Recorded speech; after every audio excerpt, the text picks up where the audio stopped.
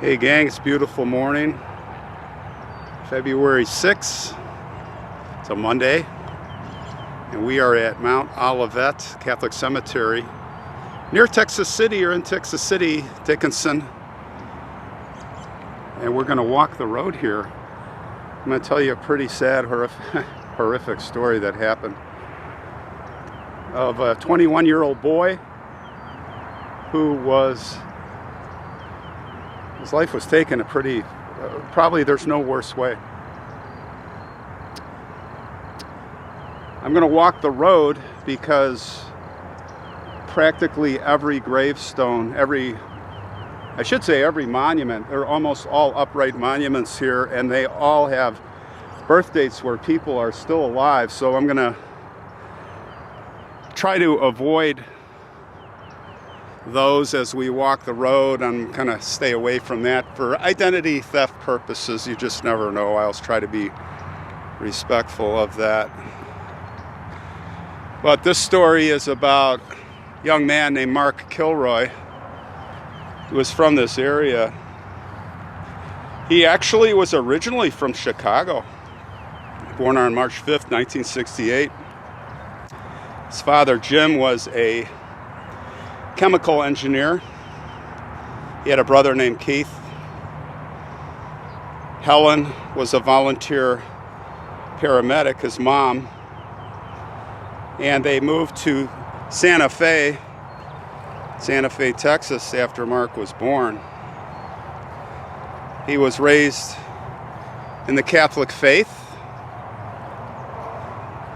and he played basketball and golf and was a Boy Scout.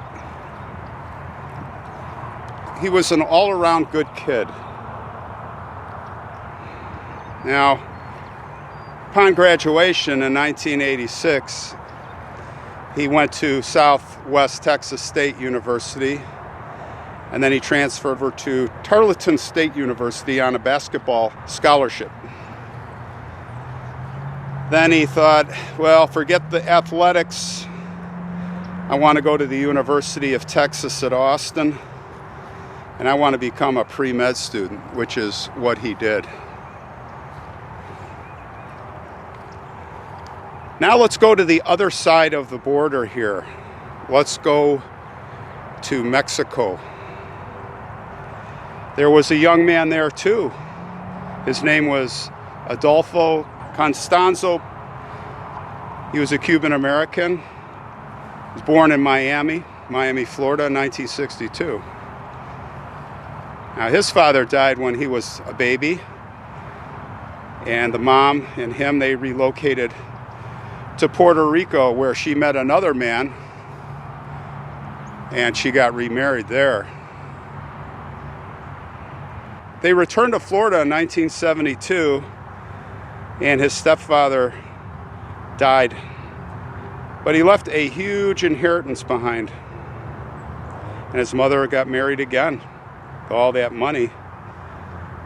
But this man was involved in drug trafficking.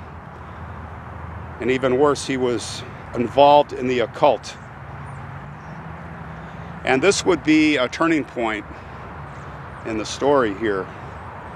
This stepfather taught him a horrible philosophy growing up, trained him that the drugs is a good thing, because all these bad, stupid people are going to just kill themselves using the drugs, and we can make a lot of money here.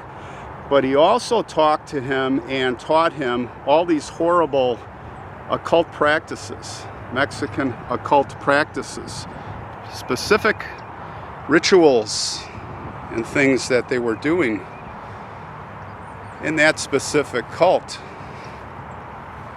And the boy embraced it. The non-believers will kill themselves. This is the way it should be. Now, it is said that Constanzo's mother believed that Constanzo had psychic abilities.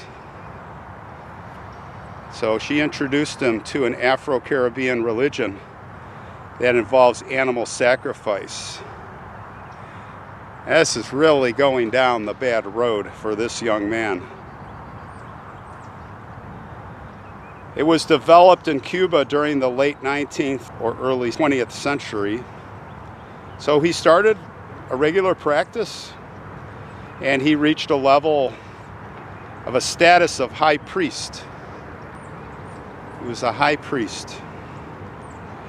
1984, Constanzo moved to Mexico City to start up this cult of his own, and he had a lot of charisma. He was a good-looking guy, and with these psychic talents, he got into some pretty good circles there in the Mexican upper class. He had a reputation for predicting the future and offering ritual cleansings. He was very popular with the drug dealers, also the musicians in town, and not to mention the police officers. There was another cult member that was with him on top, a woman. Her name was Sarah Aldrete. She was a native of Mexico, and she was an honor student and college cheerleader, very good looking. And she was the girlfriend of a big Mexican drug dealer. Now, in 1987, when she met Constanzo, she eventually became Constanzo's recruiter. And of course, being gorgeous, she could just charm her way and lure men to join the cult. And not just to join, but victims. People that would be abducted and killed in a sacrificial way.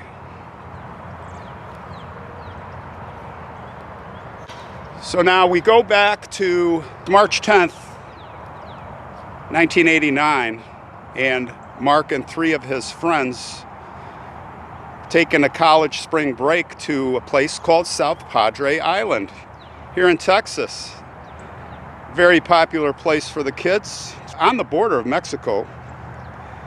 And one of his friends, Bradley Moore, finished exams early at Texas A&M, headed to Austin, pick Mark up. And then both of them headed to Santa Fe from there to pick up two other friends, Bill Huddleston and Brent Martin. Now, it was a foggy 9-hour drive, and they just arrived before midnight. They checked into the Sheraton, and the next morning they were on the beach. Now, if you know anything about spring break, which many of us who went to college enjoyed ourselves doing, the spring break trips, the party trips, the drinking binges. And I mean, I've got a son, right? Two sons, and one, doing the Florida thing, and I'm warning him. I told him about this story, getting into the wrong places, the wrong times. Now, they were down there, but they all wanted to cross this bridge and go into Mexico, because that's where the real parties were happening. That's where the really fun, the party scene was, the best bars. So thousands of students from all over the country, they filter in, and they were filtering in right at that time. So they went in and they met a group of female students, women from Purdue University, and they all partied together the next morning. Of course, they had crossed into the hotspot town of Matamoros, and it was a great time. They were at Sgt. Pepper's nightclub, and then they split their separate ways. Now, the next evening, the boys stopped at South Padre Island Sonic Burger, and they met up with some women from University of Kansas. They were Jayhawks, and they all banded together to go party again in Mexico. And as before, they would go to this Gateway International Bridge. They'd cross over on foot to Matamoros. That was the routine. Now, on the evening of March 13th, at around 10:30 in the evening, the boys, they went in there. They went back to that town, and Mark and his friends hit those bars. and they would end up at the London pub, which had rebranded itself as the Hard Rock Cafe for spring break. This was the loudest and wildest of the bars. Mark met a few women there and was not seen by his friends for a while. At about 2 a.m., Huddleston suggested to the group that they head back. Let's get back to South Padre Island. It's getting late, or early, I should say. So when they got out of the Hard Rock Cafe, they looked over, they saw Mark leaning against the car. He was talking to a woman from the tan line contest from back at the hotel. So they thought, okay, he's doing okay here. Let's let him be. Let's not interfere. So Moore and Martin separated from the group and walked to Garcia's, a popular restaurant store close to the border. Now, Mark stopped in front of a house to say goodbye to that woman, Miss Tanline. He was waiting for Bill Huddleston, who was coming towards them, but then Bill stepped off and went into some kind of alley, and he had to go to the bathroom, and by the time he came out and caught up to the other two near Garcia's, Mark was gone. Now the boys searched for him for hours. They searched for him till 4:30, and in the end they started thinking Mark may have been waiting near their parked car, but they went and he wasn't there. So they went back to South Padre Island thinking that Mark probably got all the way back there. Get up the next day, Mark's not there. So they called police, and they called the parents. Of course, there was a big search for Mark. Everybody was looking for him. Now the case was getting some attention because Mark's Uncle Ken was working for the United States Customs Service in Los Angeles. And even though many kids are basically missing, both Mexican and U.S. authorities suspected that the disappearance did involve foul play. Could have been a victim of drug-related violence, robbery, killing, anything. But they did not have any leads. No leads. Mark's parents came down and circulated more than 20,000 handouts through the region. They offered $15,000 reward anybody that had info. They met with the U.S. Senator, even the Texas governor got involved, and the Mexican governor. The heat was really turning up.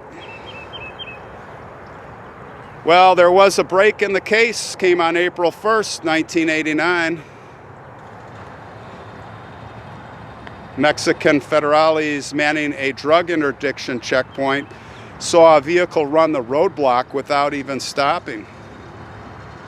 The vehicle had crossed the international border from Texas and at high speed went through the Mexican federal highway, which connects to Matamoros.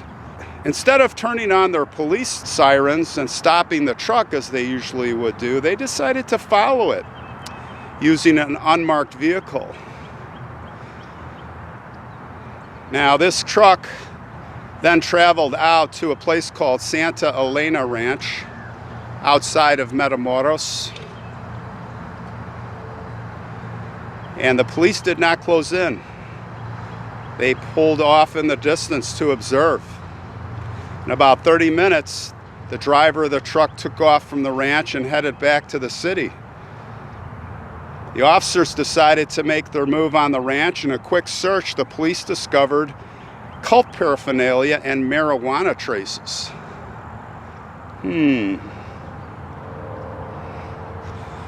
determined that the driver of the truck, this Serafin Hernandez Garcia, was a nephew of a local drug lord whose operations were based in that ranch area.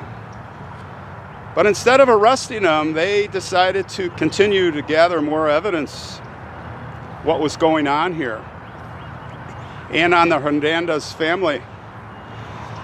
On April 9th, they returned in a big group. They finally arrested him, his uncle, and some other cult members, and this is where it really started to break down.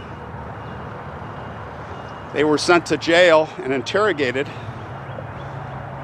and then they interrogated another person, the caretaker of the ranch, and it was revealed that there were a lot of visitors coming to this ranch.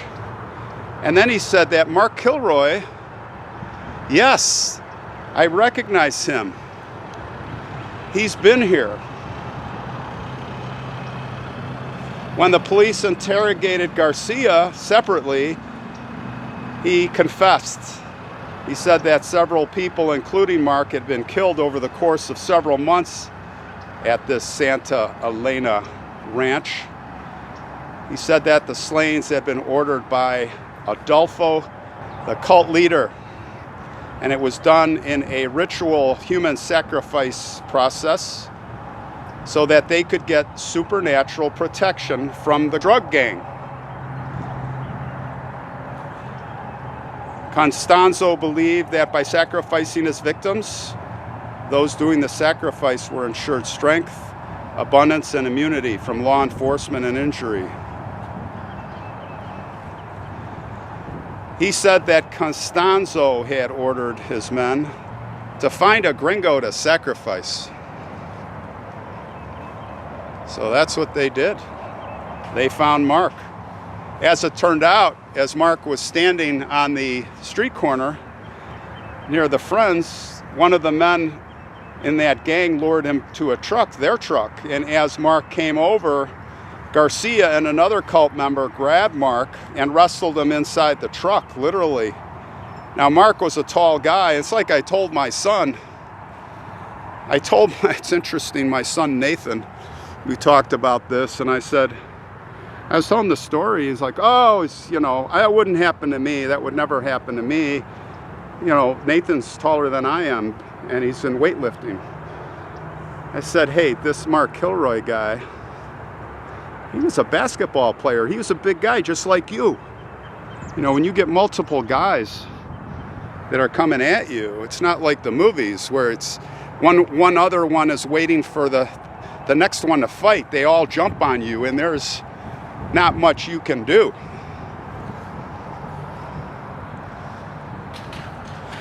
So it turned out that Mark did get away. He broke free, he broke loose and ran.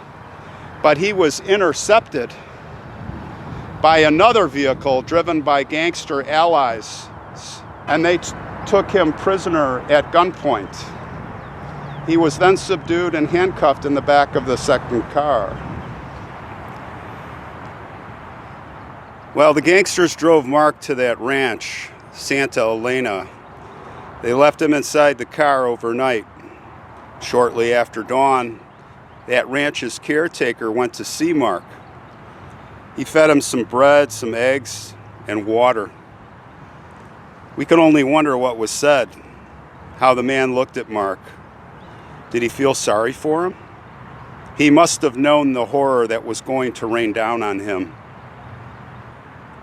About 12 hours later, Adolfo came in, Adolfo Constanzo, the cult leader. He came in with his men. They wrapped Mark's face and mouth with duct tape. They tied his hands behind his back. And together they all marched him through that field, to a storage cabin.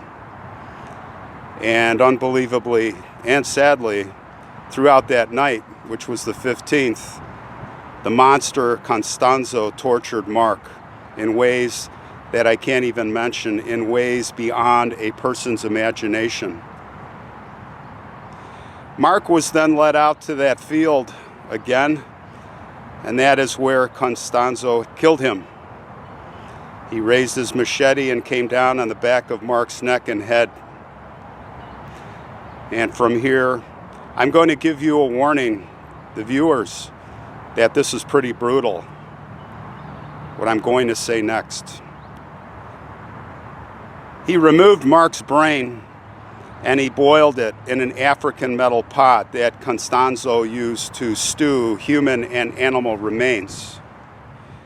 Mark's legs were chopped off above his knees to help make him compact so that he would be easier to bury in the hole that they had dug for him.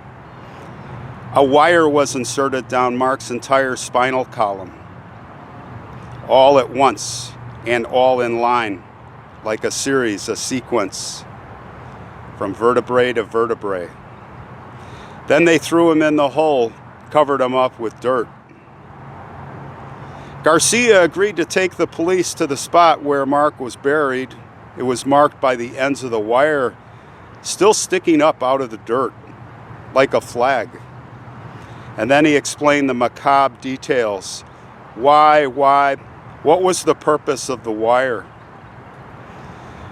Once the corpse had decomposed, the bones could be pulled up from the soil easily and all in one pull. Just imagine. And once they retrieved that set of bones, those vertebrae, like a necklace, they would wear them to ward off danger and injury.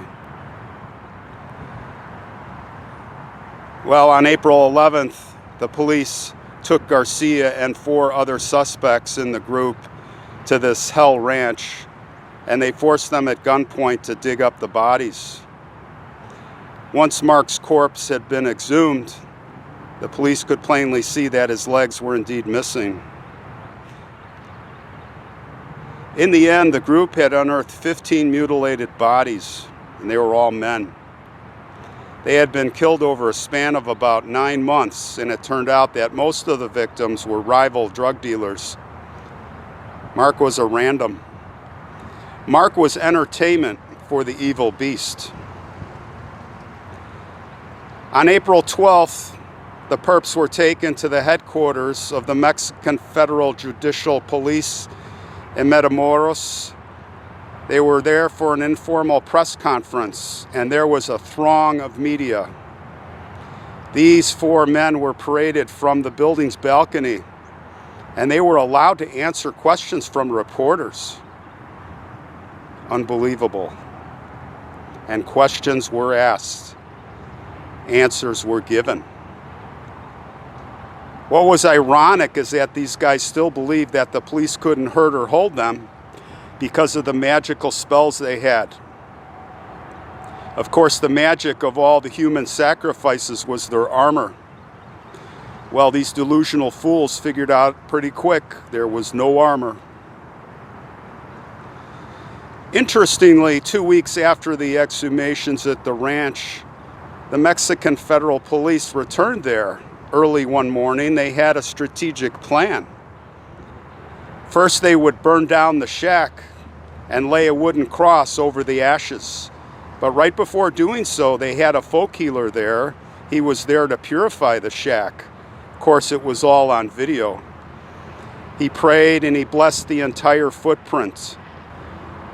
The police knew the shack meant a lot to Adolfo Constanzo, and burning it would make him go insane. And it worked. The next morning, Constanzo reportedly went into a huge rage after the fire was shown on national television. And there, the manhunt intensified. They were going to flush him out if they could. Now, he had already fled to a Holiday Inn in Brownsville, and from there he flew to Mexico City, where he had an apartment.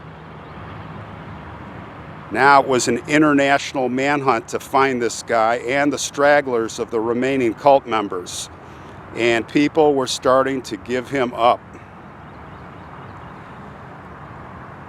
After consulting local witchcraft practitioners and sorcerers, the police heard that Constanzo was probably hiding in one of the city's boroughs.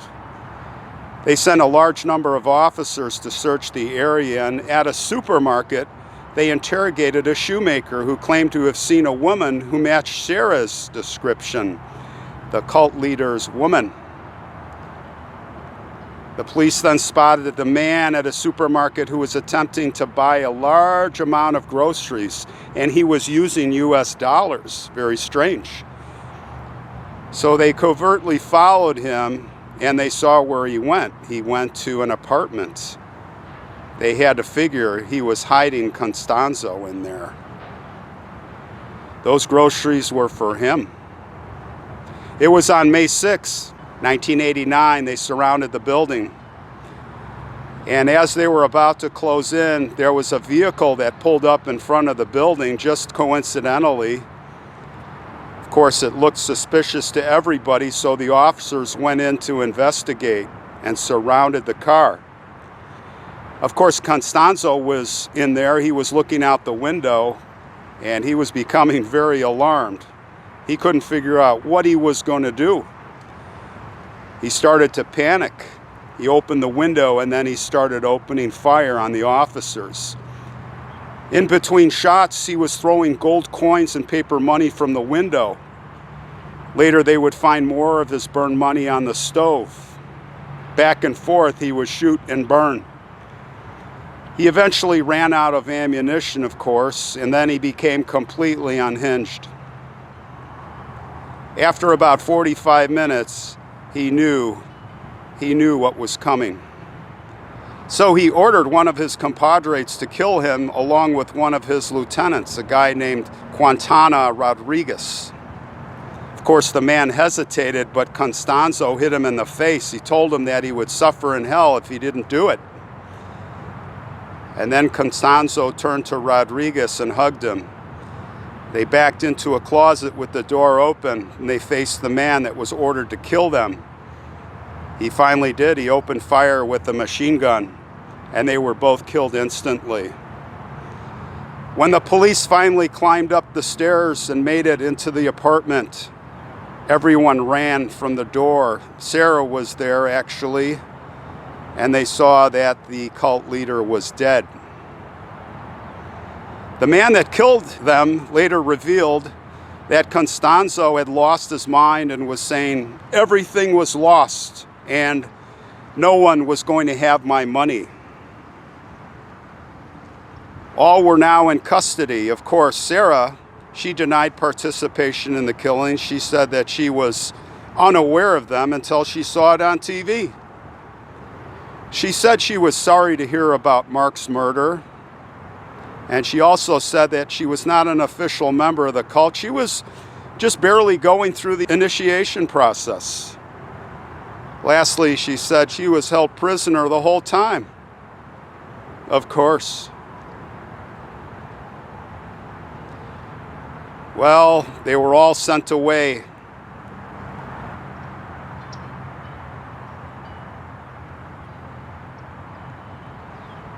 We now approach Mark's grave, the family plot. I have to censor the image because we have family members' names on here with birth dates, and they're still alive. I don't think I've ever told a more evil story of all the stories I've told. Mark reminds me of my 3 boys. I could not even fathom the thought. Couldn't even imagine the thought, what he went through. Rest in peace, son. Rest in peace.